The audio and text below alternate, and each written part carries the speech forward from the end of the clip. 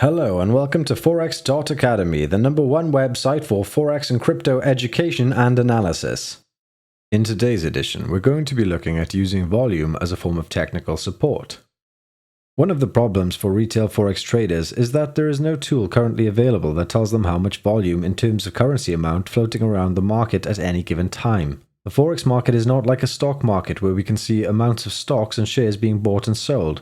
Although some brokers will tell you what percentage of the traders are either long or short on a currency pair, it does not give you the whole of the market volume.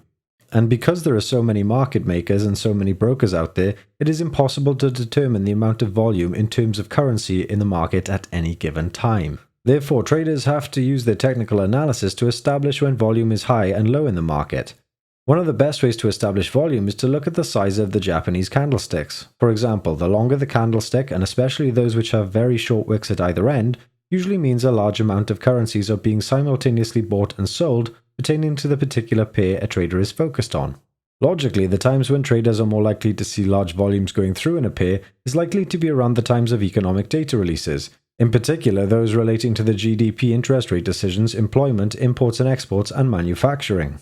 We might expect to see similar candlesticks and therefore smaller amounts of volume in a pair in areas of price congestion, price consolidation, and also quiet times in the market such as time zone overspills. Let's look at example A. This is a 4-hour chart of the GBP/USD pair, also known as cable. We have split the price action in this period into 3 sections marked A, B, and C. In area A, price action has gravitated to the bottom, which is a key level of support at the 1.22 exchange rate.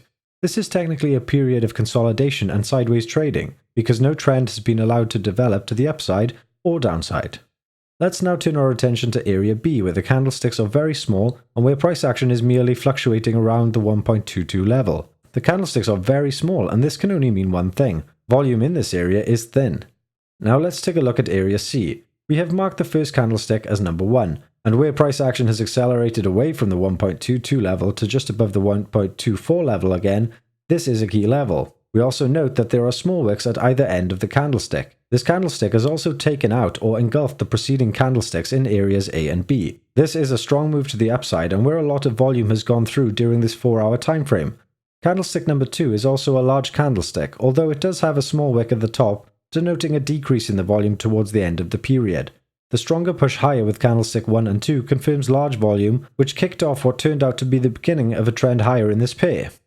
Traders need to be mindful of potential areas of support and resistance while factoring in economic data releases which could subsequently reverse or cause continuation of a trend. Useful tools to be able to gauge support and resistance during technical analysis are Fibonacci retracement, stochastic overbought and oversold, and being mindful of possible Elliott waves forming. One key area to focus on in order to fully understand volume in the markets is understanding the psyche of institutional traders. Let's imagine that an institutional trader comes into his or her desk at 7 a.m. in the morning, bright and breezy, and looking for the earliest opportunity to make money for their investment firm. This person, for example, may be on a very large salary and also gets a big fat annual bonus check. This puts a lot of pressure on them to actually make money. Therefore, at the beginning of each session, whether it be the USA, Asia, Europe, or United Kingdom sessions, you will find that volatility usually peaks then. Therefore, Forex traders, we need to be mindful that volatility equals volume, and the greater the volume, the greater the risk of larger swings in price action. If you enjoyed the video, please like and subscribe, and comment down below if there's anything you'd like us to cover in future, or if you would like to discuss the topics we have covered. Have a great day.